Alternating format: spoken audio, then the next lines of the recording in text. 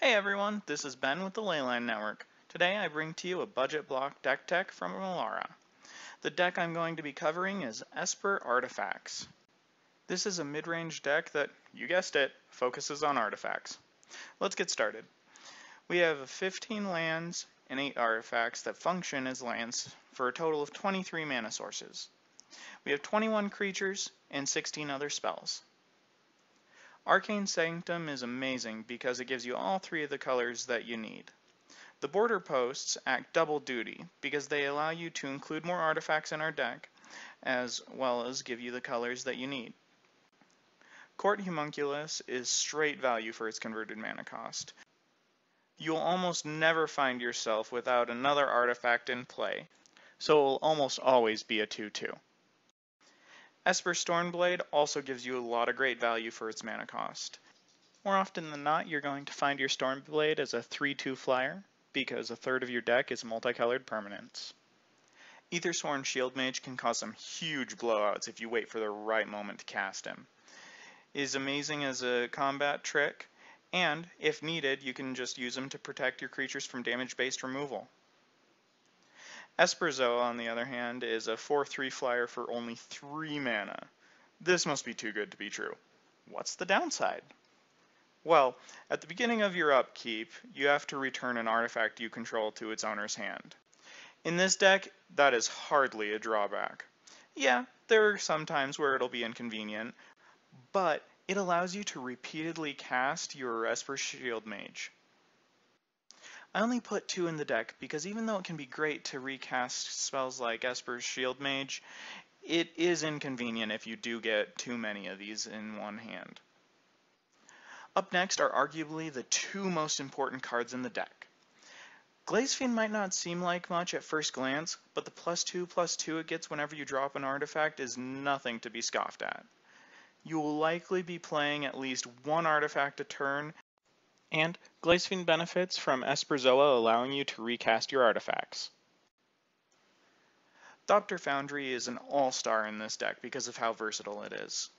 First off, it allows you to sacrifice your creatures when they are targeted by removal. It allows you to chump block for days.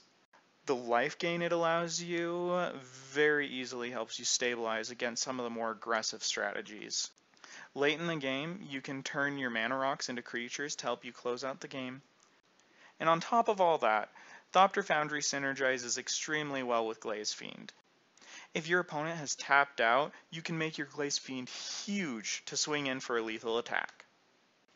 The next couple of cards are used for hand disruption. Tidehollow Sculler is great for early game to slow down your opponent, but also good for late game for getting rid of their biggest threat. You'll often be a magnet for your opponent's removal, just so they can get back the card you took. Esper Charm is great hand disruption, but it's much more versatile than just that.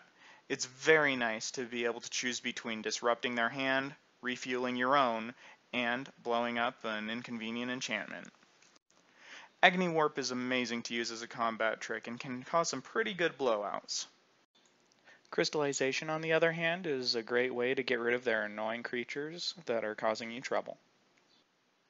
Up next, I have some honorable mentions. Most of these are cards I wanted to put in the deck, but I just couldn't find room for them. And some of them work better as sideboard cards.